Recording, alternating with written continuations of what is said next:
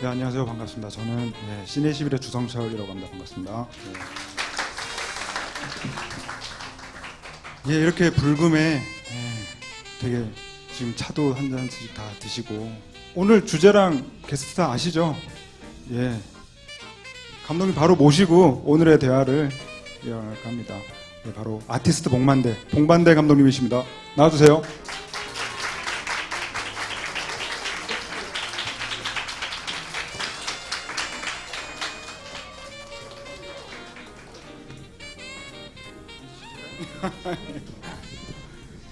한겨레 미디어 카페 후 오픈 기념으로 7인 7색 후아유 콘서트가 진행 중인데요. 오늘도 굉장히 성황리에 진행될 것 같습니다. 오늘의 게스트는 바로 봉만대 감독님이십니다. 큰 박수로 맞이하겠습니다. 반갑습니다. 뭐 성황리 맞네요. 네. 오늘 폭염주의보가 어제부터 긴급 문자를 2번을 받았었는데 오늘 소나기가 와줘서 저는 시원할 줄 알았거든요. 근데 지열이 더 올라와서 오히려 습도가. 그래서 오는 길에 라디오를 들었더니 올해 작년도부터 올해까지 최고로 전력량이 많은 날이었다. 그런 날임에도 불구하고 이렇게 또 자리를 가득 메워주셔서 너무 반갑고요. 오늘은 좀 허심탄회하게 마음속에 있는 이야기들을 다 끄집어내서 오늘 주제가 뭐죠? 더 솔직하게, 더 음란하게입니다. 누가요? 여러분들이? 먼저 그 감독님 요즘 근황 어떠신지 좀 여쭤보고 시작할까요? 바쁘시죠 요즘? 여러 가지로 좀 응원해 주시는 분들이 좀 많이 계셔서 영화 말고도 밥벌이가 좀 여러 군데가 좀 있구나라는 걸 요즘 좀 몸소 체험하고 있는데 이제 영화 개봉 곧 준비하고 있습니다. 그 사이에 뭘 찍으셨냐고 물어보실 수도 있는데 전에 찍어놓은 건데 제가 뜨기만을 바라고 있다가 이제 9월 정도에 올해 전주영화제에서 이제 상영이 됐던 거고요.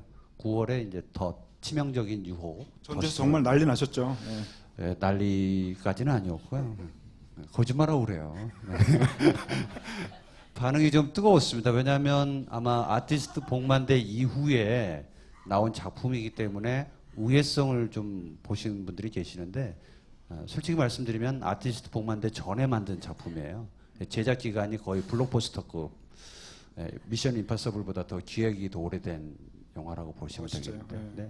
어쨌든 이래저래 두 아이의 아빠로서 그리고 간혹 음란을 또 꿈꾸기도 하지만 현실의 벽에서 많이 좀 방황하고 있는 그런 느낌입니다 요즘.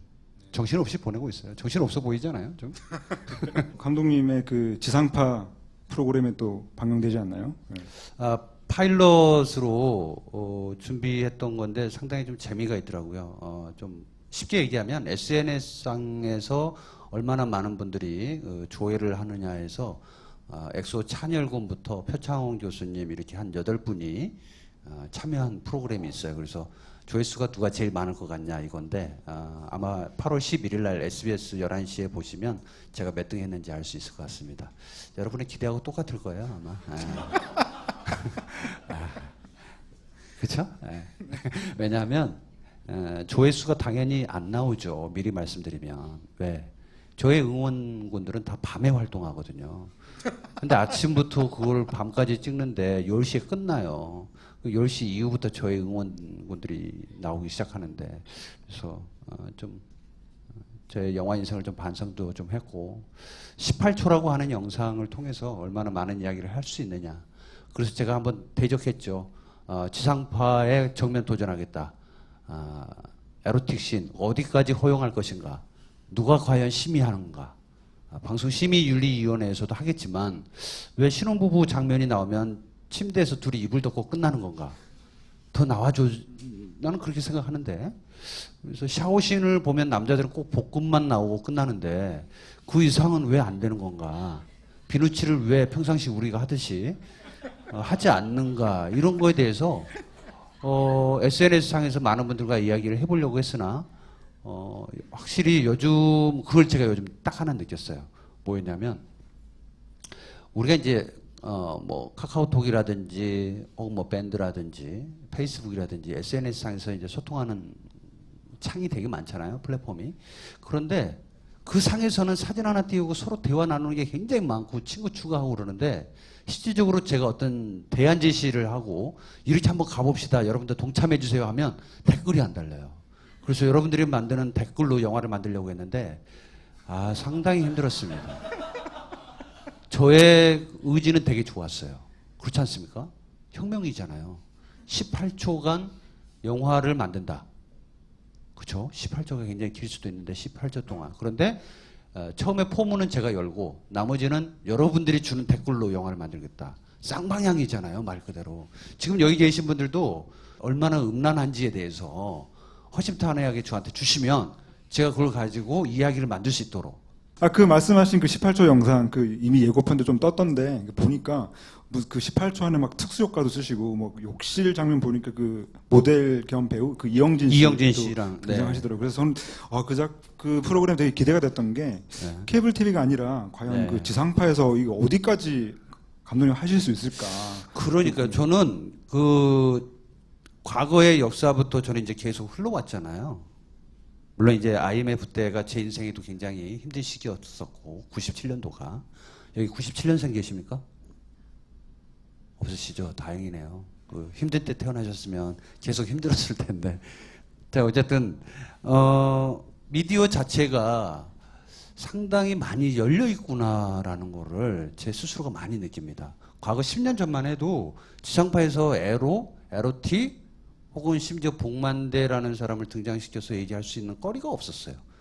아마 2005년도에 제가 그 접속 무비월드 할 때 비하인드 스토리에 대한 얘기를 방송에서 처음으로 해보면서 우리 장인 장모가 되게 뿌듯했어요. 영화 찍는 것보다 방송에 나와서 떠드는 모습을 보면서. 그러나 그때는 그냥 영화 이야기만 했었지 에로틱에 대한 이야기를 이렇게 서슴없이 할 수가 없었거든요. 또 심지어는 이렇게 만나면서도 얘기가 할 수가 없었어요.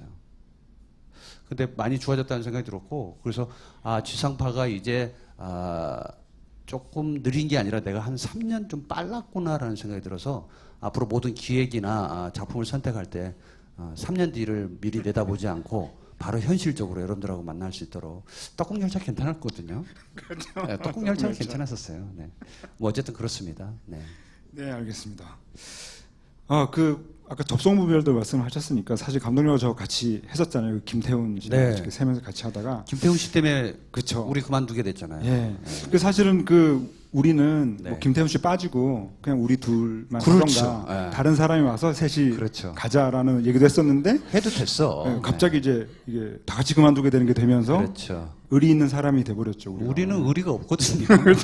먹고 사는데 집중하고 있는데 의리가 무슨 소용이 있습니까? 네. 근데 그러니까 예, 그때도 저는 되게 아쉬웠던 게 정말 그 접속무비월드 그 영화 프로그램을 소개하고 영화 분석하고 비평하고 그럴 때 정말 음란하면서도 그 핵심을 찌는 그런 말들을 너무 많이 잘 하셨는데 나중에 막상 토요일에 그 나오는 방송을 이렇게 모니터를 해보면 그 주옥 같은 말들이 많이 감독님의 말들이 잘리는 걸 보면서 시간대가 안 네. 맞아요, 저랑. 그 아침 토요일 10시에, 토요일 아침 10시에 다 떠나고 놀러 가고 그러는데 누가 그거 앉아서 에로틱하게 그게 잘못된 거죠. 그래서 그걸 보면서 이렇게 다들 그러셨잖아요. 네. 그 프로그램을 본 그 사람들이 그러더라고요. 복만대 감독님 원래 그렇게 말씀이 없으시냐. 그렇죠. 인생을 편집할 수는 없어도 그 순간만큼은 지금도 이렇게 카메라로 촬영을 하고 계시지만 담아낸 거를 편집한다. 그게 나의 또 하나의 생각이었음에도 불구하고 여과 없이 나갈 수 있는 방송이 저한테는 팟캐스트 정도가 맞지 않나라는 생각이 좀 들기는 하는데 그렇다 한들 듣는 사람이 있어야 얘기도 하는 거지. 그렇지 않습니까? 네, 오늘 정말 감사합니다. 네. 들어주셔서. 이제 본격적으로 좀 말씀을 나눠보면 저는 처음으로 좀 드리고 싶은 질문이요. 저는 그 감독님 인터뷰나 이런 것들을 많이 좀 찾아보는데도 불구하고 보면 그 옛 이야기가 잘 없더라고요. 이상하게. 저는 너무 궁금한 것들이 많은데. 그러니까 뭐 감독님이 맛있는 섹스 그리고 사랑으로 이른바 그 충무로 메이저 영화 시장에 들어오신 얘기는 뭐 이미 많이 알려져 있고 그 앞서서 그 이른바 그 성인 비디오 시장 입문하실 때 얘기, 그리고 학창 시절에 이 사람은 과연 어떻게 영화를 배웠고 저 사람이 어렸을 때도 좀 저런 음란한 상상을 하며 살았나? 이런 것도 꽤 궁금했거든요. 네. 주성철 편집장님보다는 덜 음란했을 거예요. 그런 게 있는 것 같아요. 아마 많은 분들이 잘 물어보지는 않았었어요. 만들어 놓은 작품에 대한 세계관으로 이야기를 풀기를 좀 바랬었고, 그리고 제 스스로도 그거는 이제 하나의 미완성, 제 인생에 아주 미완성이고 미성숙되어 있고 미완성 변주곡 같은 그런 느낌이라서 어쩌면 저의 완성되어져 갔던, 완성되려고 했던 그 지점부터 영화 이야기나 제 인생 이야기를 좀 많이 했던 것 같아요. 사실 놓고 보면 더 이상의 과거 얘기 많이 해봐야 서로 좋지 않아요. 어디까지 음란하길 바라는 거야. 예. 한편으로는 또 불우한 시절도 있었고, 한편 때로는 이제 누나랑 같이 납치되던 그런 때도 있었고, 그러니까 유년기 시절이 그렇게 썩 제 기억에선 아름답지는 않았었고, 또 광주에서 5.18 민주화 항쟁 그 시기에 제가 또 5학년을 보내고 있었던, 그래서 그 기억들을 언젠가는 말하지 않고 영화로 만들려고 이렇게 계속 누적 포인트 누적하듯이 이야기를 조금씩 돼지머리 누르듯이 눌러놨다가, 얼마 전에 그래서 이장호 감독님한테 그런 얘기를 했었죠. 저의 유년기와 성장 스토리를 한번 말레나 같은 영화처럼 한 여인을 등장시켜서 그런 청춘의 이야기를 한번 해봐야 되겠다. 그래서 아직까지는 이야기를, 사실 제 인생에 대한 스토리를 과거까지 멀리 가보지를 않았고요. 또 여러분들 스스로도 들어봐야 재미있지도 않아요. 슬퍼져요. 그래서 저도 과거에 대한 얘기를 잘 많이 안 하는 것 같아요. 그래서 대중들이 보고 대중들이 판단하는 것에 하나의 더 정서가 들어가서, 어머 저 사람 저렇게 안타까운 시절이 있었다고 더 사랑해 줘야지, 이런 모습이 올 것 같아서 객관적인 영화의 시선이 멀어질 수 있잖아요. 그래서 그런 얘기를 될 수 있으면 안 하려고 하는 거죠. 네. 이게 문득 드는 생각은요, 감독님 이렇게 막 이런 자리나 이런 데 가면 뭐 에로 영화나 이런 질문들 많이 하지만 사실 감독님 되게 좋아하는 작품 중에 하나가 천밀밀이잖아요. 네, 좋아하죠. 다 누구나 좋아하지 않아요? 네. 그런 작품은. 그래서 이제 뭐 이런 자리에서 보면 그 의도적으로 뭐 진행자나 방송 프로그램이 계속 좀 그런 쪽으로 사실 몰아가는 측면도 좀 있잖아요, 일부러. 그렇죠. 제 주변에 아주 친한 친구들은 그래서 좀 안타까워하는 경우도 있어요. 아마 몰아간다는 표현보다는 제 스스로가 그 배를 지금 타고 있는 것 같다는 생각이 들어서 그거에 대해서 저도 또 뭐 딱히 반문하고 싶은 생각은 또 없죠. 알겠습니다. 그럼 그 시간을 훌쩍 뛰어서요, 그 이른바 그 성인 비디오 시장으로 입문하실 때 어떤 그런 스토리를 조금 들을 수 있을까요? 네. 그 영화를 배울 때도 그랬었지만 그 두려움이 없었었어요. 맨 처음 시작할 때. 뭐 조감독 생활을 이제 뭐 막내 시절부터 조감독 시절까지 올라가면서 결국 늘 반대적인 생각만 했었죠. 그래서 감독님이 계시면 저 감독님이 연출하는 건 잘못된 거야. 무조건 잘못된 거야. 내가 한다면 이렇게 할 거야. 그러한 생각들을 계속 노트에 이제 필기를 하고 기억하고 있다가 이제 데뷔를 하려고 했던 때가 이제 참 운 좋게 시나리오를 되게 탐냈던 분들이 많았어요. 제 작품에.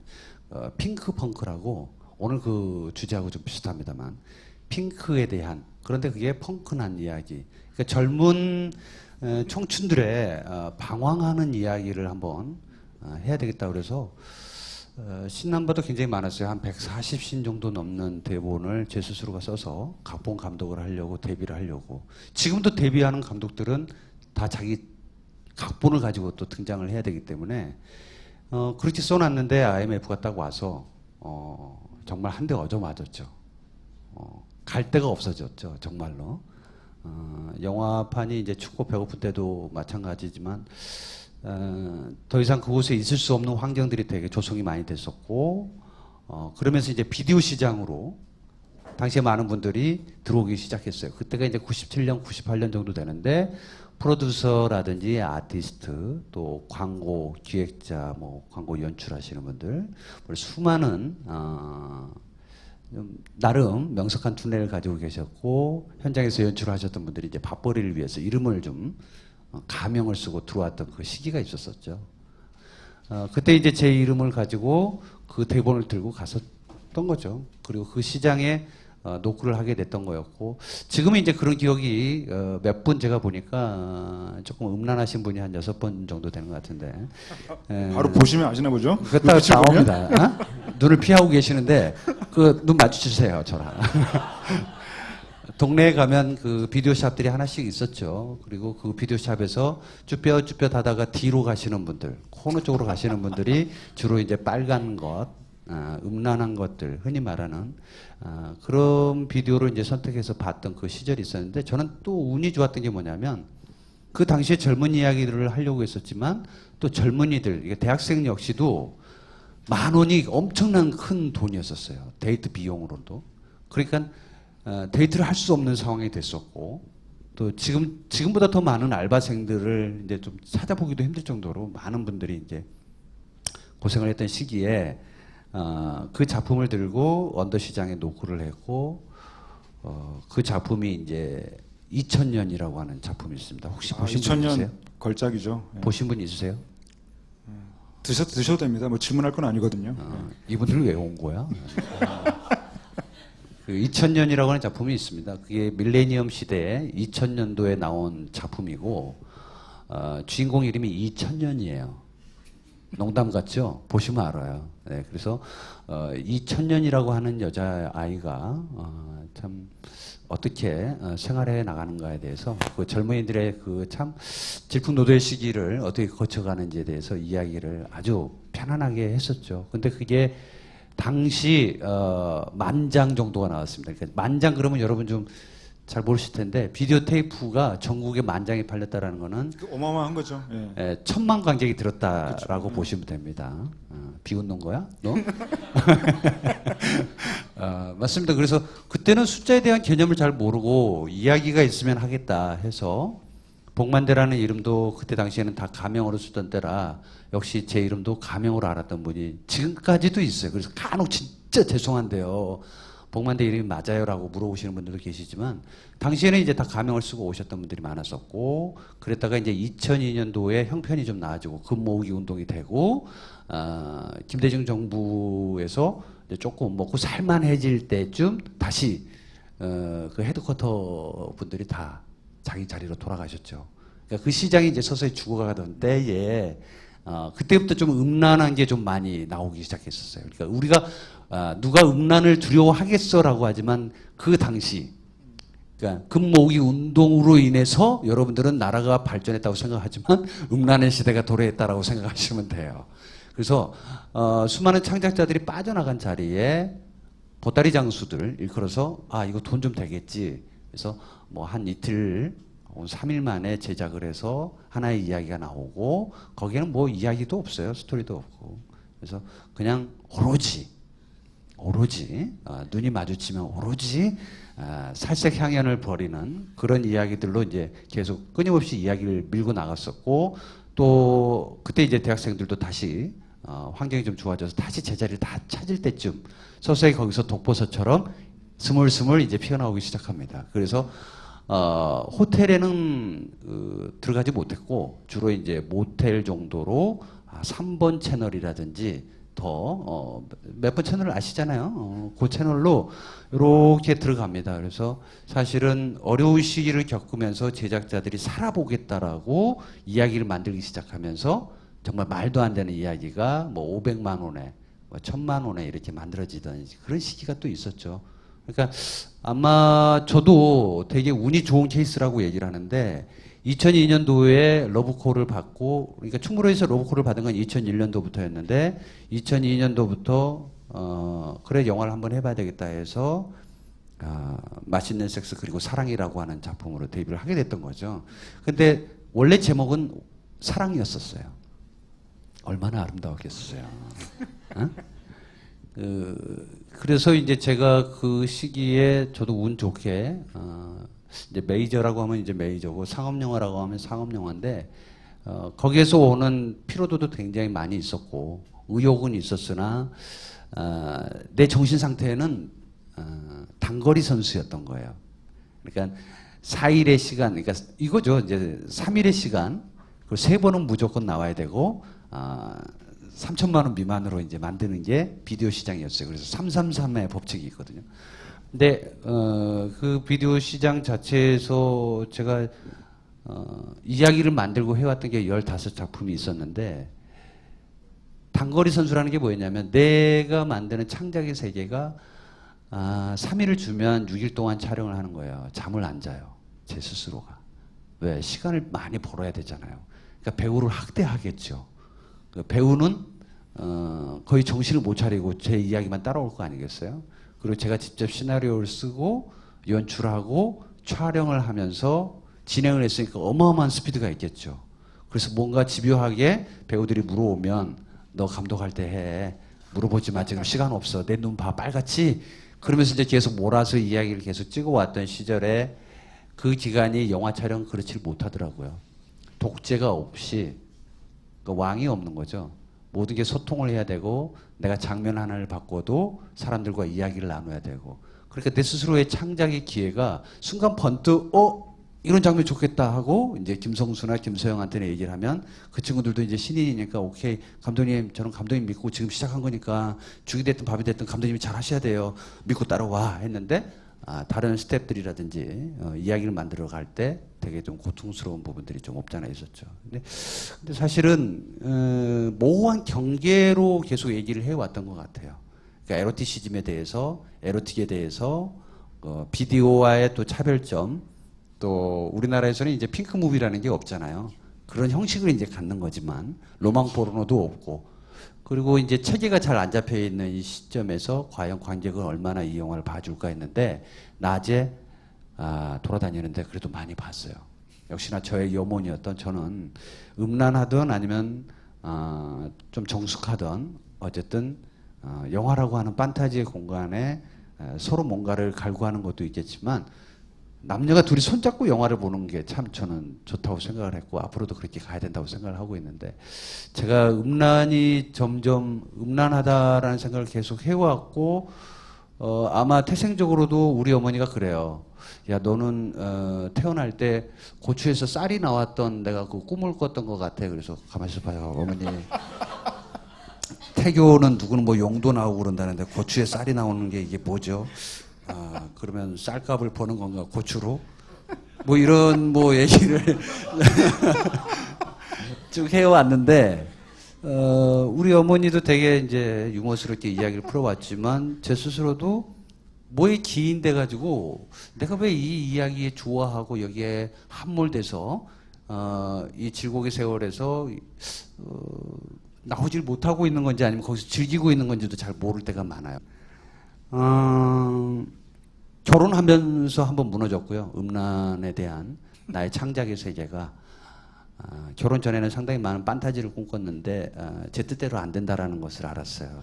타인의 배려가 있어야 된다라는 것도 알았고 또 여성의 주기라는 것도 제가 그때 알았었고 그래서 모든 나의 다가감이 나의 다가감으로써 인정되는 게 아니라 상대가 어떤 컨디션을 갖느냐도 굉장히 중요했다라는 생각을 하고 있었고 그래서 이제 조금 더 그 과정을 알면서 이제 더 음란한 때가 왔다라고 생각했는데 아이가 생기면서 한 아이의 아버지가 또 됐잖아요. 그래서 세상을 어떻게 이 아이에게 보여줘야 되는 건가 이런 생각을 또 하면서 그래 그렇지만 이제 아들이 조금 성장해 가고 있고 아들은 언젠간 이해하겠지. 물론 나랑 사이가 안 좋아질 수도 있고 좋아질 수도 있겠지만 어쨌든 아들아 난 너를 사랑한단다 라고 생각하면서 이제 또 다른 음란을 꿈꾸고 있는데 딸이 태어났어요.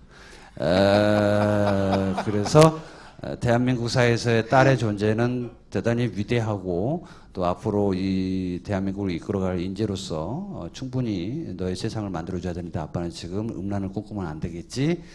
좀 더 건강한 멜로를 좀 지향해야 되는 건 맞는데 라고 하면서 계속 그 아이의 유모차를 끌고 갈 때라든지 혹은 유치원에 데려다 줄 때 혹은 뭐 아이의 손을 잡고 학교를 데려다 줄 때 스스로가 요즘은 조금 많은 생각을 좀 갖게 합니다. 여기서 최초로 공개하지만 우리 아이가 맨 처음에 학교 들어갈 때 큰애 학교 들어갈 때 집사람하고 굉장히 얘기 좀 많이 했어요. 아빠 이름 쓸 때.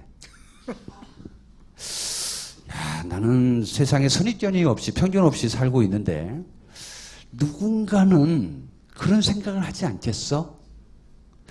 여보, 여보는 천주교 신자니까 천주교 병설 그쪽으로 종교 쪽으로 보내면 괜찮지 않겠어? 그러자. 근데 왜 이름 안 쓰려고 그래? 아니, 복만대잖아.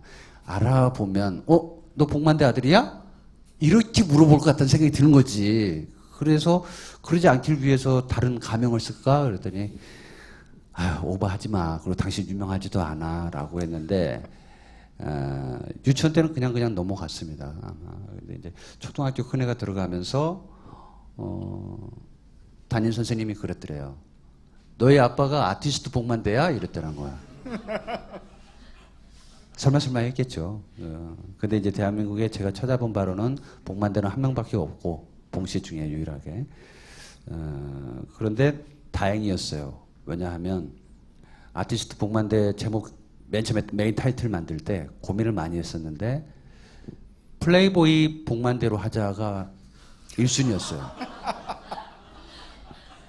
발칙하잖아요. 좀 노는 것 같고 사람들이 그렇게 생각할 거고 제목 자체만으로도 영화에서는 좀 실패 보더라도 IPTV에서는 상당히 많이 돈을 벌 거라는 제작자의 생각과 함께 그러나 이게 제가 그런 설득을 했죠. 섹스라는 단어도 5개 광고를 할 수가 없다. 우리나라상 법상. 법은 아닌데 어쨌든 관습적으로 그게 해당되지 못한다. 심지어 플레이보이는 고유명사로서 아마 저쪽 미국에서 소송을 걸어오면 너 어떡할 거냐. 안 된다. 네, 그래서 우리는 전 세계로 보고 있는데 이게 우리나라 영화에서만 끝나는 게 아니라 전 세계 영화제로 다 나갈 건데 그렇게 하면 안 된다 그래가지고 결국 아티스트 복만대로 됐죠. 만약에 플레이보이 복만대가 됐으면 우리 아빠 플레이보이 우리 아이가 아빠 플레이보이야? 이렇게 나왔으면 되게 당혹하고 말도 못했을 것 같은데 요즘 딸아이가 한참 이제 말문이 튀어가지고 많은 걸 물어봅니다. 그래서 아직까지는 아빠가 뭘 하는지 모르나 큰애는 알아요.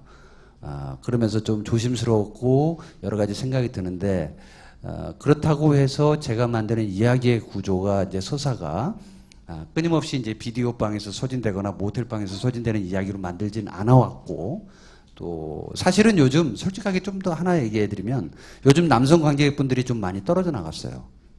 옛날에 되게 좋아했거든. 맞섹스가 나오고 나서 와, 이 사람 뭐야. 특히 보스한 장면 같은 경우 보고 막 이랬던 뭐 저를 응원했던 많은 남성분들이 많았는데 요즘 남성분들이 많이 떨어져 나갔어요. 구체적인 질문이 뭐였냐면 감독님 왜 이렇게 멜로적으로 변하셨어요? 이렇게 많이 얘기합니다. 아티스트 복만대도요, 좀 야한 장면 많이 나올 줄 알았는데 그런 것도 안 나오고, 좀 실망해요, 감독님. 이래서, 근데 죄송한데요, 야한 거 보시려면 다른 거 보시면 안 되나요? 저 요즘 좀 방황하고 있는데, 왜 그러냐면, 여성 관객을 붙잡자는 게 아니라 조금 더, 이런 영화로 좀 진화되어 가고 있고, 나름 설계되어 가고 있는 과정 중에 하나였고, 아티스트 복만대라는 것은, 에로의 현장에서, 자충우돌을 하고 있고 나름의 한 감독의 기승전결까지도 구조를 가져가는 이야기로 이제 나눠보고 싶었어요라고 하는 건데 여러분 이제 멀리 안 가셔도 됩니다. 이제 곧 나오는 작품이 괜찮아요. 괜찮은데 과거에 찍어놓은 작품인데 무슨 약장수처럼 왜냐하면 결국은 흥행이더라고. 아무리 많이 얘기해봐야. 근데 저는 이번에는 남자 관객들이 좀 많이 봐야 될 영화라고 저는 생각이 들어요. 왜냐하면 더치라고 하는 영화인데 시골 산골에 시나리오를 쓰러 갔던 한 남자가 한 여성을 이렇게 은근 반했다가 그 나쁜 마음을 좀 먹게 되죠. 그래서 안 갔어야 되는데 다시 가면서 그 여자의 무서움에 여자분들 얼마나 무서워요, 그죠? 날 사랑한다고 했잖아라고 그 한마디에 끊임없이 끝까지 몰아가는 이야기가 미스테리로 펼쳐지는 이야기가 있습니다. 남자분들 다 봐야 돼요. 반성해야 됩니다, 이제. 응? 한 여자만 사랑하세요. 아시겠죠? 저는 좀 그런 게 좀 궁금해요. 그러니까 사실 저도 이제 그 영화 기자 생활을 한 지가 한 15년 네, 되게 오래되셨죠. 오래됐어요. 네, 오래되면서 뭐 그 영화를 만드는 뭐 제작자, 감독님 그리고 뭐 배우분도 만나고 또 뭐 그 외 여타 뭐 다른 대중문학의 여러 사람들을 만나면서 느끼는 거는 굉장히 좀 폐쇄적이다. 좀 많이 영화- 좀 닫혀 있다. 영화 예, 판이? 예, 의외로 예. 네. 그런 걸 많이 느꼈어요. 예를 들면 이런 거죠. 지금 대만에서 지금 허우샤오시엔 감독하고 되게 영화 많이 찍고 최근에 서분낭이라고 하는 무협 영화도 찍은 이제 석이라고 하는 배우가 있는데 사실 석이라는 배우의 그 초기 활동들을 보면 그 저기 뭐죠 누드무들도 했었고 약간 이른바 에로 영화도 굉장히 많이 출연을 한 배우예요. 그리고 또 여러분들도 아실만 뭐 임달화라던가 그 무간도에 나오는 황추생 같은 배우들도 보면 그분들의 초기 작품들을 보면 그 홍콩에서는 우리는 이제 19금 영화라고 부르는 영화를 그 3급 전형이라고 3급 무비라고 부르는데 거기서 굉장히 많이 활동을 했어요. 그러니까 보고 있으면 저기 임달화란 말이야라는 생각이 들 정도로 그런 영화를 꽤 찍었던 배우들이죠. 그런데 그게 다 알려져 있어요. 그런데도 지금 활동하는 데 있어가지고 그게 뭐 걸림돌이 된다거나 그걸 뭐라고 하는 사람들 전혀 없죠. 그런데 그게 이상하게 일본도 뭐 그런 게 거의 없고요. 근데 유독 한국은 너무 심해요. 예를 들면 감독님하고도 영화를 좀 몇 번 찍으신 하소연이라는 배우가 나중에 하소연. 예, 아시죠? 예, 하소연 가명이었어요. 하소연이라고 얼마나 많은 하소연을 해가지고 하소연 씨라는 분이 있었지. 그 하소연 씨가 그 나중에 그 가수로 데뷔를 해가지고 제가 네. 기억나는 장면이 그 가요 톱10 이런 프로그램에도 나와서 노래를 불렀는데 야유가 장난이 아니었어요. 맞아요. 막, 예, 막 맞아요. 그 앞에 있는 10대 팬들이 막 꺼지라고 하는 애들도 있었고 또 하소연 씨를 기억나고 또 그분들 중에는 이른바 그 메이저 그 상업 영화에 그 출연을 하고 싶어가지고 오디션도 보고 했는데 결국에 맞는 역할들은 다 그런 거죠. 그렇죠. 영화 그 조폭 영화 같은 데서 그 주인공이 룸사롱에 갔을 때 앉아 있는 맞아요. 잠깐 예, 등장해서. 정말 잠깐 등장하는 게 저는 너무나 좋아했던 그 감독님 작품이나 그 예전에 그 성인 비디오를 보면서도 제 마음속으로 너무 좋아했던 여배우였고 그 여배우가 상업 영화 시장에서 진짜 제대로 된 전극 연기를 하는 배우가 되고 싶다는 그런 인터뷰를 본 적도 있는데 그렇게 잠깐 나오고 사라지는 것들을 보면서 되게 마음이 아팠고 또 짝이라고 하는 프로그램이 있었잖아요. 네네. 거기에 맞아요, 아시죠? 맞아요. 그 이하얀이라고 하는 배우가 그때 거기 짝에 나왔을 때 난리가 났죠. 네, 맞아요. 전직 에로 배우가 여기 나왔다는 걸로 네. 사실은 그게 그 분도 좀 나름 숨기려고 숨긴 거였지만 그게 뭐 드러났다고 해가지고 그게 뭐 잘못은 아니잖아요. 그런데도 그때 사람들은 또 인터넷 게시판에 들어가서 뭐 속였다, 하차해라 뭐 이런 것들이 뜨고 이런 것들을 보면서 와 우리나라는 이런 게 좀 일본이나 뭐 대만, 홍콩 뭐 이런 같은 아시아 문화라 같은 뭐 유교 문화권이라고 사람들은 말은 하지만 그런 쪽 대중문화계와 비교해도 우리나라 왜 이렇게 정말 말도 안 된다라는 생각을 했거든요. 사실 그거를 정말 온몸으로 느끼신 분이라고 생각을 해서 왜 그럴까요? 그러니까 말이죠. 그게 우리가 지금 풀어야 될 숙제인 것 같아요. 저도 이제 아티스트 복만대 때 제일 번 만나고 싶었던 배우가 성은이라고 하는 배우였는데 아마 아티스트 복만대를 다 보고 오셨을 거라고 생각합니다. 극장에서 안 보셨더라도 지금 IPTV에서 또 해주고 있으니까 안 보신 분들 나가세요. 못 보셨다면 오늘 얘기를 듣고 보시면 더 좋을 것 같고 성은이라고 하는 친구가 있는데 정말 만나보고 싶었어요. 왜냐하면 저도 에로비디오 시장의 언더 생활을 15작품을 할 때 초기에 배우의 시스템이라는 게 있었습니다. 그러니까 그 말은 뭐냐면 여배우 기근이었고 또 그 당시에 어떤 방식으로든지 돈을 벌고 싶어서 왔던 친구들이 많이 있었어요. 잘 모르고 온 친구들도 있었죠. 그건 뭐냐면 여긴 영화 제작사로 알고 왔던 분들도 있었던 거예요. 그러니까 지금의 IPTV 영화처럼 짧게 소비되는 영화처럼 생각하고 와서 내가 좀 몸을 좀 던져서 연기를 하면 어때라고 했는데 그게 알고 보니 비디오 시장이었고 그 비디오라고 하는 게 우리가 갖고 있는 선입견에 있어서 급을 만들어 놓잖아요. 그죠? 저는 안타까웠던 배우분들 중에 성은이라고 했던 친구 또 이규영이라고 하는 친구가 있습니다. 두 친구가 양대 산맥이었어요. 그러니까 1999년도부터 2002년도까지 이 두 친구가 없으면 안 되는 거예요. 그 정도로 유명했던 친구였는데 성은도 가수로 데뷔를 했죠. 그렇죠. 가수로 데뷔했으나 그 힘든 시절이 있었고 그래서 저도 먼 발치에서 봤어요. 언더시장에 있을 때 같이 작품을 했으면 좋았을 텐데 못했고, 또 마색사로 제가 데뷔를 한 이후에도 어느 모 작품 보면은 간혹 그렇게 단역으로 나오기나 하고 뭐 이러길래, 근데 어느 날 음악 프로에 나와서 가수를 하겠다고 해서 아 이제 뭔가 성장을 해 나가는 거구나 그 어린 친구가 했는데, 보호장치가 아무것도 없고 오히려 더 많은 것들이 인터넷을 통해서, 악플을 통해서 댓글이 달리고 상처를 어마어마하게 받은 거였죠. 그래서 아티스트 복만대 때 선택을 했어요. 감독님 저를 왜 선택하셨어요? 저 또 노출해야 되나요? 아니야. 너는 노출을 안 해도 돼. 설령 한다고 해도 그것이 나한테는 중요하진 않아. 그러나 나는 너와 나의 수많은 이야기들을 한번 펼쳐내보고 싶어 라고 해서 했는데, 인터뷰하는 장면이 있어요. 아마 보신 분들은 알겠지만 카메라를 딱 켜놓고 있는데 한동안 말을 못하는 거야. 한 5분 동안. 그러더니 닭똥 같은 눈물을 막 떨어뜨리면서 자기 심경에 대한 고백을 막 하는데, 촬영하시는 분뿐만 아니라 주변에 있는 사람들 다 숙연해졌고 같이 울었고 그랬었어요. 그러니까 그만큼 한국에서 배우로 산다는 거, 저는 그렇게 얘기하죠. 에로 감독은 있습니다. 에로를 좋아하는, 장르 영화 중에서 에로를 좋아하는 감독이 있어요. 그러나 한국에서는 저는 에로 배우는 없다고 생각합니다. 그냥 배우가 있을 뿐이에요. 그런데 우리가 많은 생각들을 그냥 싸구리 그냥 한 배우한테 공격적으로 담아두고 앞에 타이틀을 그냥 꼬리표로 계속 붙여주는 거예요.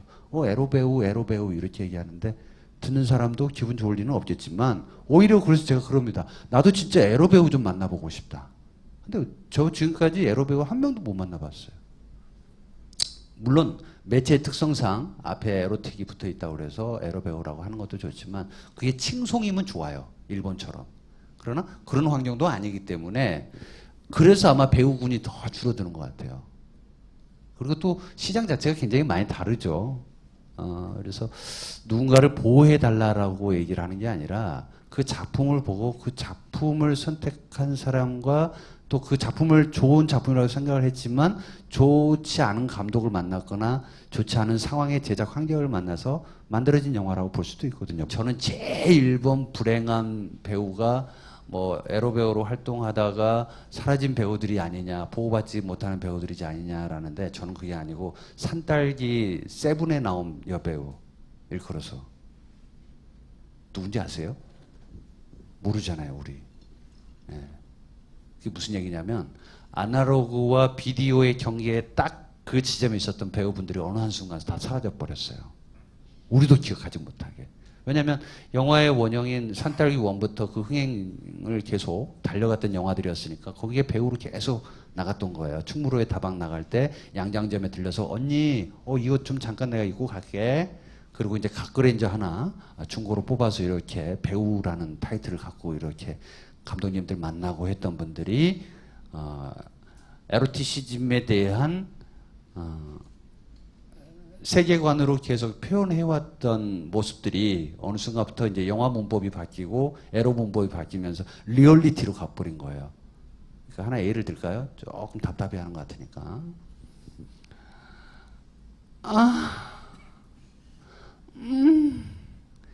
이거는 80년대의 에로티시즘을 승화하는 목소리예요. 잘 기억 못 하시겠어요? 한 번 더 해드릴까요? 몸짓까지? 기억하실지 모르겠지만, 판드라의 불 같은 경우도 돌아가신 김성수 감독님이 만드셨지만, 육체 에로티시즘의 끝을 표현해달라 그러면 보통 이렇게 했습니다. 고개를 쳐들고 한 45도 조명을 바라보면서 가슴을 끌어올리면서 한 줄기 땀이 뒤에서 싹 흘러내리면서 이렇게 미학적으로 찍어왔었어요. 심지어는 땀 한 줄기가 솜털 사이를 타고 내려가다 배꼽에 딱 머물고 끝나는 그런 것들. 그리고 몸이 사시나무 떨리는 느낌으로, 간혹 바람이 불어와서 촛불이 휘날린다든지 뭐 이런 식으로 나름 물론 이제 당시에 검열도 있긴 있었습니다만, 근데 그게 사라지고 갑자기 리얼리티로 왔어요. 그냥 호텔방 혹은 모텔방 옆방에서 들리는 소리처럼 이제 배우가 하는 거예요. 그러니까 그렇게 배워왔던 분들이 갑자기 일터가 없는 거잖아요. 디지털로 향하면서. 저도 없어질지 몰라요. 그게 무슨 얘기냐면 배우뿐만 아니라 안타까운 얘기들이 지금 많이 있긴 합니다만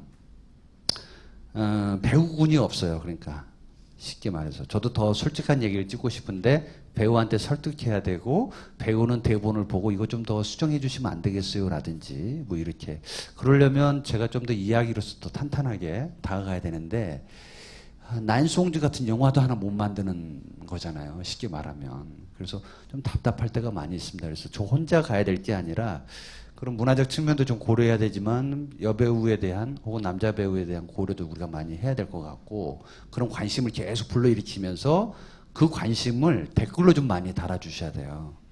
그래서 이런 시장으로 계속 열려갔으면 좋겠다라든지 혹은 우리는 앞으로 이런 지점을 보고 있다라든지 이게 좀 같이 고려가 되지 않으면 음란은 그냥 음란한 대로 그 단어 자체로서 추악함으로 추락할 수도 있다라는 생각이 좀 든다라는 거죠. 조금만 날개를 달아줘서 병아리의 날개지만 좀 귀엽게 봐주고 그렇다면 아무래도 좀 더 날지는 못하겠지만 새처럼 날지는 못하겠지만 좀 발악하듯이 닭의 날개짓처럼 그래도 어느 순간 개나 고양이를 피해서 좀 날아갈 수 있는 그런 지점이 좀 있지 않겠어요? 그래서 여배우에 대한 안타까움도 있고 감독도 그렇고 지금 얼마 전에 박범수 감독도 레드카펫이라고 하는 영화를 윤계상 윤계상 고준희 주연. 그 친구 실제 이야기거든요. 그게 그렇죠. 한 300편 정도를 에로를 영화를 만들면서 겪었던 이야기를 왔었는데 이제 그렇게 계속 이제 저는 조금 그래서 다행이라고 생각하는 거예요. 아 복만대 다음에 박범수도 있구나. 그쵸? 그렇죠. 뭐 수호 마사유키도 아무래도 이제 핑크무비 출신. 그렇죠. 일본은 그 역사가 대단하죠. 네네. 그래서 그런 역사에 나도 중요한 지점에 하나가 있다면 여러분들이 그래도 많이 응원을 해주시고 여기까지 와서 저의 이야기를 비천한 이야기를 듣는 거잖아요. 그러니까 이런 이야기를 통해서 그래 박범수도 있고 또 다른 또 감독도 있고 또 메이저를 향하고 있는 감독도 있지만 독립영화적 성격을 갖고 또 이야기를 또 만들려고 하는 분들도 되게 많이 있거든요. 그러니까 살해 향연이라기보다는 살색 노출에 대한 이야기가 아니라 그 어떤 하나의 중요한 거지만 남녀 간의 카테고리에서 그래도 엔딩의 사랑 아니겠어요. 그죠? 그 사랑에 대한 얘기를 어떻게 펼쳐나가려고 하는지에 대해서 조금씩 관심을 주면 배우의 범위도 더 커질 것 같고 그래서 우리가 지금 뭐 일본의 문화도 뭐 많이 답습해 왔다라고 뭐 어떤 분들은 많이 하고 있긴 하지만 저는 그것보다도 지금의 이 시작이 굉장히 저는 중요하다라고 생각이 들어서 일부러 이렇게 오프라인에도 나와서 얘기를 하는 거고 그런 고민을 같이 하다 보면 여러분 세대뿐만 아니라 또 여러분 세대가 조금 더 나이를 먹고 지금의 젊은 세대가 또 올 때 그 역사의 계보를 우리가 일주했다라는 생각이 들 거잖아요. 그런 식으로 조금씩 버무려 가면서 배우군만 아니라 그 감독 그리고 제작사 이런 것까지도 많이 응원을 좀 해주시면서 갔으면 좋겠다라는 생각이 듭니다. 근데 저도 여전히 헷갈리는 거 많아요. 감독님 에로가 뭐예요? 그럼 저도 몰라요. 물어보지 마세요. 그러면 에로티시즘은요? 그것도 모르겠어요. 에로틱은요? 글쎄요. 그게 뭘까요? 뭐 저도 이렇게 고민을 많이 합니다. 그러니까 야동과 야한 영화의 차이가 뭐냐고 또 물어보시는 분들도 굉장히 있어요. 그거 제가 기준을 잡아놓은 게 아닙니다. 여러분이 기준을 잡는 거예요, 그냥. 이렇듯이 음란도 마찬가지인 것 같고 생각하기 나름인 것 같은데 사실 뭐 심적으로는 몇 번 영화 현장을 떠나고 싶은 마음도 많이 들었죠. 솔직히 말씀드리면 그게 왜 그러냐면 이야기 한계성도 오고 배우를 설득하는 과정에서 나의 원래 순수 창작이 무너지는 경우도 더러 있고 혹은 돈이 없다 보니까 투자사의 입김으로 영화를 또 만들어 갈 때 더 야한 거, 더 센 거 이걸 또 요구할 때도 있으니까 그럼 그 기준이 모호하잖아요. 그래서 좀 더 시간이 좀 필요한 거 아닌가라는 생각이 들어서 요즘 솔직히 말씀드리면 한 2년 그냥 머리 비우고 있는 시기라고 좀 보시면 될 것 같습니다. 오늘의 좀 주제와 좀 겹쳐보자면 내가 과연 이 상황에서 어디까지 얼마나 더 음란할 수 있을까? 과연 그것이 나의 어떤 영화를 만들고 예술가로서 어떤 창작의 동력이라면 내가 얼만큼 진짜 이걸 유지할 수 있을까라는 게 되게 중요할 것 같아요. 이게 오늘 말씀하신 것들을 되게 좀 여러 가지 종합해 보면 아티스트 복만대라고 하는 그 제목을 보면 아티스트와 복만대라고 하는 그 두 개의 단어가 충돌하는 게 저는 아니라고 생각을 합니다. 그렇기 때문에 이 에로는 어떤 하위 문화 혹은 우리로부터 분리되는 어떤 배제하고 싶은 그 어떤 것이라고 하면 과연 이런 계속 이렇게 계속 에로라던가 여러 가지 뭐 코미디 이런 여타의 장르들이 뭐 제대로 된 대접을 받지 못하는 제대로 된 대접을 받지 못하는 상황에서 내가 과연 이걸 더 계속 해야 되나라는 그런 어떤 게 있고 또 개인적으로 보자면 아까 또 감독님이 그 두 자녀 얘기도 하셨잖아요. 보통 감독님들이 많이 하시는 고민들이 그거예요. 그 최근에 그 나의 절친 악당들을 찍은 그 임상수 감독님 말씀 들어보면 지금까지 만드신 작품들이 뭐 바람난 가족, 뭐 그때 그 사람, 또 뭐 하녀 이렇게 뭐 이런 자식들이나 어린 친구들이 볼 수 없는 영화들을 만드셨다는 게 큰 좀 갈등이셨다고 그러더라고요. 그래서 이번에 나의 절친 악당들은 정말 젊은 친구들이 유쾌하게 볼 수 있는 영화를 만들고 싶다는 그런 바람에서 영화를 만드셨다고 하시더라고요. 그리고 또 다른 감독님들 인터뷰를 보면 꼭 그런 게 있어요. 내 아이랑 같이 손잡고 극장에서 볼 수 있는 영화를 만들고 싶다는 생각에 이 영화를 만들었다. 배우 조니 뎁만 봐도 그렇죠. 캐리비안의 해적을 찍게 된 이유가 내 아이들이 그 극장에서 내 얼굴 좀 봤으면 좋겠다는 생각에 뭐 만들었다라는 얘기를 하잖아요. 그건 마찬가지로 감독님도 있으신 거라고 생각을 하거든요. 그렇기 때문에 과연 에로 거장이라고 하는 얘기를 듣는 감독님께서도 그런 고민들이 지금 내가 과연 어디까지 언제까지 이 음란함을 나의 어떤 동력, 무기로 삼아야 되나. 사실은 가슴 한편 저 끝에 솔직히 집의 문을 열고 들어가면 숨이 막힐 때가 많아요. 아마 여기 결혼하신 분들 계시면 가장으로서. 자, 일단은 내가 좋아서 선택한 일이고 내가 좋아해서 선택한 집사람이에요. 그리고 사랑을 통해서 나온 자식들이에요. 그런데 노크를 하고 들어가기도 전에 저는 다행히도 아직까지는 비밀번호가 안 바뀌어서 들어가고는 있습니다만 들어갔는데 자고 있는 모습을 이렇게 보잖아요. 집사람과 애들과 이렇게. 참 생각 많이 듭니다.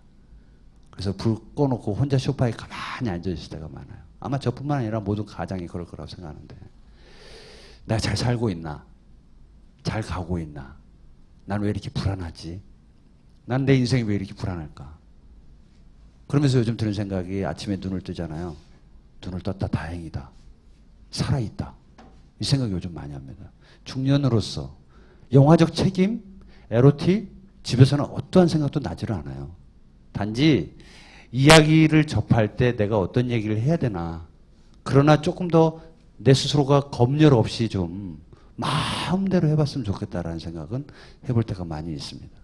그래서 저는 그런 생각이 들어요.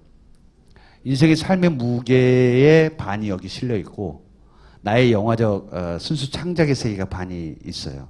거기에 지렛대가 있는데 이게 나를 많이 힘들게 합니다. 그래서 너무 한쪽으로 영화 쪽으로 쏠려 있으면 나의 갈 길을 가고 싶으나 이쪽이 되게 힘들어질 것 같고 또 이쪽을 위해서 노력하면 되게 등한시하는 나의 또 뭐가 있고 그래서 제 스스로는 고백을 이렇게 합니다. 저를 더 음란하게 해주세요 라고 얘기를 많이 합니다. 너무 평범해지지 않았으면 좋겠습니다. 두 아이를 사랑하는 아빠이긴 하지만 그렇다고 해서 너무 평범해지지 않기를 바랍니다.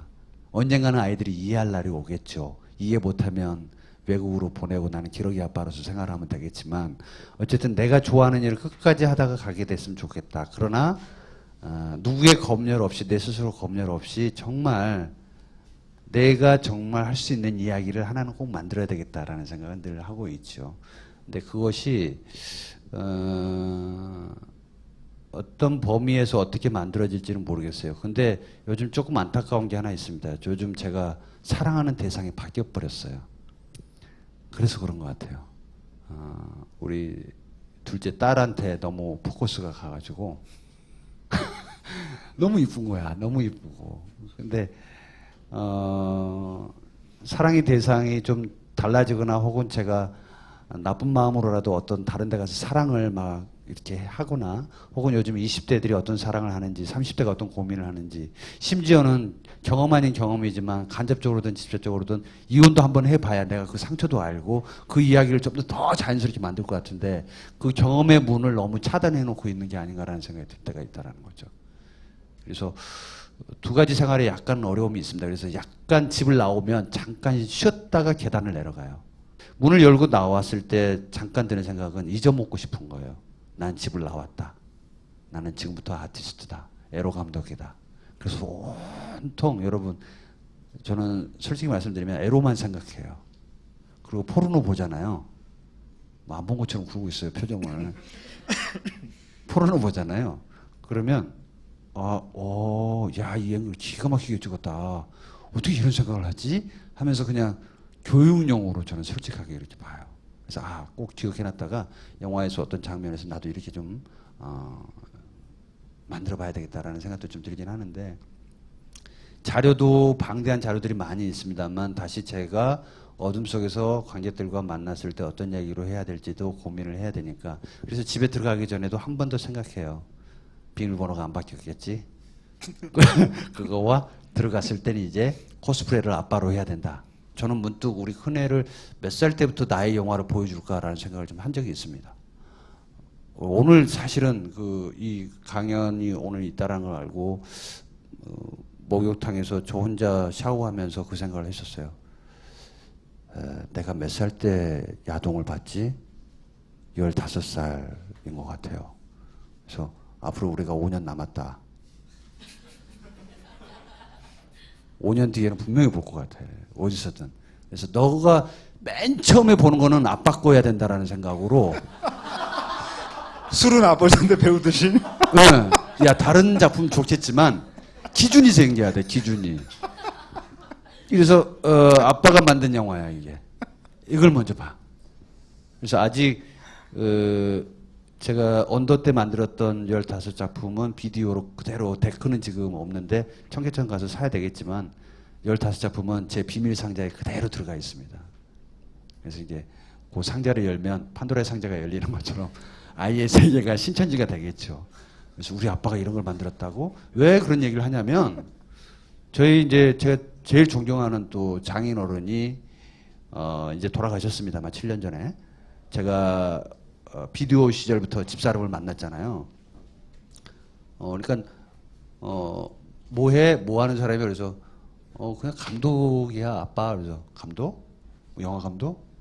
뭐 영화 본인 스스로도 그렇게 얘기하는데 제가 그렇게 얘기를 했죠. 저 요즘 비디오 찍고 있고 비디오가 저의 포트폴리오가 될 수 있고 그걸 통해서 저도 영화 얘기를 크게 해볼 생각으로 있습니다. 그래서 그래 잘 만나봐 하는데 어느 한날인가 한참 연애를 하고 있었는데 저는 집사람 집에서 2년 동안 동거했었어요. 결혼 전에. 그래서 팬티바람으로 어머니 아버지라고 하면서 장인 장모 앞에서 지금도 이렇게 하고 있는데 장인어른은 참 보고 싶습니다만 지금도 그 사진은 늘 보고 있습니다만 어쨌든 어느 한날 요렇게 하나를 건네줍니다. 뭐예요 아버지? 내가 청계천에서 진짜 야하다는 걸 하나 내가 가져왔어. 이걸 봐오고 공부를 해야 돼. 언젠가는 꼭 저한테는 그렇게 얘기했죠. 언젠가는 꼭 본 감독의 세상에 와. 그러니까 또 좋으면 얘기해. 내가 또 사다 줄게. 그러면서 이제 DVD를 하나 사오셨는데 제목이 참 이상하더라고요. 그래서 그걸 봤어요. 제 작품이었어요. 제 작품인데 이제 길거리에서 파는 거니까 제목을 좀 달리 해가지고 했던 거였는데 그것보다도 더 그냥 머리를 한 번 딱 맞은 게 어른이 어른으로서 해줄 수 있는 것 그리고 또 빨리 성장하게끔 옆에서 격려 아닌 격려가 참 이거였지만 그래도 저한테는 되게 매력적으로 다가왔었거든요. 그러니까 저의 아들한테도 그렇게 좀 가르치고 싶다는 생각도 좀 들기도 했고 저는 못 모르고 화장실에서 빨간 책을 봤었으니까 정말 음습하고 더러운 데 아니에요. 그죠? 재래식 화장실에서 뭐 그리 호기심 있어가지고 이거 보면서 그 생경한 세상에 대해서 놀랐었는데 그럴 필요가 없다. 오픈하고 심지어는 우리 집사람은 저보다 더 열려 있었더라고요. 초등학교 6학년 때 아버지가 야, 이런 세상이 있어. 포르노라는 게 있어. 그리고 보여주셨대요. 그리고 식구들이 둘러앉으면서 보셨대. 그건 좀 심한 거 아닌가요? 그게 기준이라는 거예요. 그게 차이가 있는 거예요. 관점의 차이가 있는 거예요. 그 집안을 우리가 인정을 해야 된다라는 거예요. 저도 뚜약했어요. 나중에는 그게 되나? 아, 그렇지. 나는 그 과정이 없었으니까 갑자기 느닷없이 보여주지는 않았을 거 아니에요. 어릴 때부터 계속 교육을 해왔고 그런 과정에서 하나의 그냥 터널이었을 거라고 저는 생각이 드는 거죠. 그랬다가 어느 날은 처형하고 같이 감각의 제국을 같이 봤습니다. 엎드려가지고 저희 집사람, 나, 우리 처형 감각의 제국을 이렇게 봤어요. 보셨죠, 여러분? 되게 세잖아요. 어머 하면서 막 보는데도 생각 많이 했습니다. 나는 음란하지 않다. 오히려 음란의 교육이 안 돼 있고 느닷없이 받아들인 그것 자체를 내 스스로가 기준으로 잡고 화장실에서 중학교 1학년 때 1, 2학년 때 봤던 빨간 책으로 시작된 게 나의 음란의 기준이었구나라는 생각이 드는 거였죠. 그래서 앞으로 내가 더 건강해지려면 또 그런 세계를 구현하고 스크린의 얇은 막 1mm도 안 되는 그 하얀 천에 영사하고 투영하려면 나의 정신이 건강해야 되고 내 생각이 정확하게 박혀 있어야 된다라는 생각 때문에 다른 생각이지만 그래서 여전히 공부도 요즘 많이 하고 있고 다른 사람이 어떻게 생각하고 있는지도 좀 많이 들여다보려고 하고 있고 특히 요즘 여성분들이 어떤 생각을 좀 같이 하는지도 좀 많이 들어보려고 하고 있고 그래요. 그래서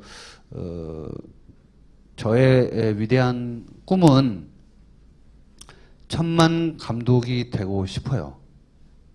그 말은 뭐냐면 그 정도로 작품성이 좋아야 되고 또 그런데 다른 유사한 작품처럼 1000만이 아니라 에로틱으로 승부하는데 우리나라 관객이 1000만을 봐줬다면 이건 정말 혁명적인 일 아니겠어요? 그래서 그렇게까지는 시간이 많이 걸리겠다. 그래서 저는 앞으로 10년 정도만 더 내다보고 있는데 10년 뒤에 지금의 아티스트 복만대에서 아마 그때는 좀 정말로 플레이보이 복만대가 좀 돼서 이야기를 좀 새롭게 만들고 이 과정을 통해서 더 성장해 나가야 된다라고 저는 생각하고 있어요. 그래서 아직까지 멈춰 있지도 않고 계속 고민하고 있습니다. 학대하고 있고 이야기를 좀 만들고 싶은데 그 이야기가 어떻게 해야 잘 만들어져야 되는 건지도 그래서 제일 많이 듣고 싶고 그래서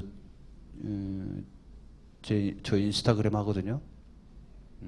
페이스북 한참 열심히 했다가 끊었었는데 누가 그 얘기를 또 다시 해가지고 페이스북은 요즘 아저씨들이 많이 들어와가지고 부동산 시스템이 돼서 젊은 냄새 풍기려면 인스타그램으로 가야 된다 그래가지고 부랴부랴 인스타그램으로 젊은 애들의 생각이 어떤지 한번 봐야 되겠다 그리고 들어갔었는데 인스타그램에 오셔서 생각들이 있으시면 복만대 아주 쉬워요. 그냥 영어로 복만대 치시면 바로 뜨니까 친구 추가 다 합니다. 누군지 몰라도. 그래서 같이 공유하고 얘기할 수 있는 시간이 됐으면 좋겠다는 생각이 들고요. 음란이라고 하는 그 기준 자체가 모호하고 저도 알고 싶고 어떻게 보면 되게 큐티하고 되게 핑크적 느낌도 있고 레드적 느낌도 있고 되게 차가운 느낌도 있고 묘한 정서가 다 담겨 있다고 생각하는데 그 베개를 내가 어떻게 베고 자느냐 머리에 베고 자느냐 아니면은 무릎이 아파서 무릎과 무릎 사이에 놓고 자느냐 뭐 다양한 것들이 있겠지만 내가 그 활용도를 어떻게 갖느냐에 따라서 앞으로 나오는 영화에 대한 생각들도 좀 다양해질 것 같아요. 그래서 저도 이제 반문 아닌 질문이 과연 여러분들도 음란하십니까? 라는 거죠. 네 하면 저는 건강하다고 생각하고 뭔가 고민하고 계시면 다시 한번 저랑 같이 좀 생각을 좀 해봐야 되지 않을까라는 생각도 들기도 합니다. 정리는 아닙니다. 네. 좋은 말씀이에요. 그 음란한 영화로 1000만 관객을 동원하고 싶다. 좀 되게 멋진 말 같은데요. 네. 그 음란함이 해놓고 보니까 멋지네, 진짜. 네. 그 어떻게 보면 그 사회의 건강함이나 어떤 그 사회가 용인한 어떤 파격의 정도를 그 수용하는 말이라고 생각을 하기 때문에 저는 그게 굉장히 중요한 말씀인 것 같고요. 그러니까 저보다는 지금 듣고 계시는 분들이 아마 10년 정도가 흘러야 된다고 저는 생각이 들어요. 그러니까 이런 문화적인 답습을 계속 학습을 통해서 계속 여러 이야기들 좀 많이 보셨으면 좋겠어요. 그래서 모텔에서 상영되는 것도 일부러 모텔 가셔서 정말로 영화만 보고 가자 해서 모텔에서만 상영해 주는 것만 쭉 보고, 혹은 또 비디오로 나온 것들도 비디오로도 보고, IPTV에서 나오는 거, 야 이거 재미없어. 그렇지만 계속 봐지면서 스스로가 조금 발전해 간다면 아마 10년 뒤에는 되지 않을까요? 될 것 같은데. 그 해외 그 영화 사이트 중에 IMDb라고 있잖아요. 거기서 그 외국인들이 가장 좋아하는 그 외국인들이 가장 인지도가 높은 한국 영화 15편 이런 뭐 설문조사 뭐 이런 게 있던데 그 중에 맛있는 섹스 그리고 사랑이 다 포함되어 있더라고요. 아, 진짜로? 예, 그러니까 거기 있는 작품들 대략의 리스트가 뭐 대부분 명단은 그래요.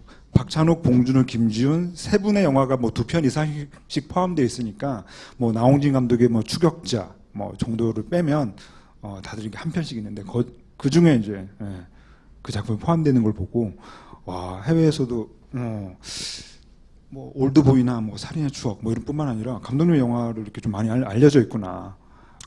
이제 저의 시대가 오는 건가요? 예.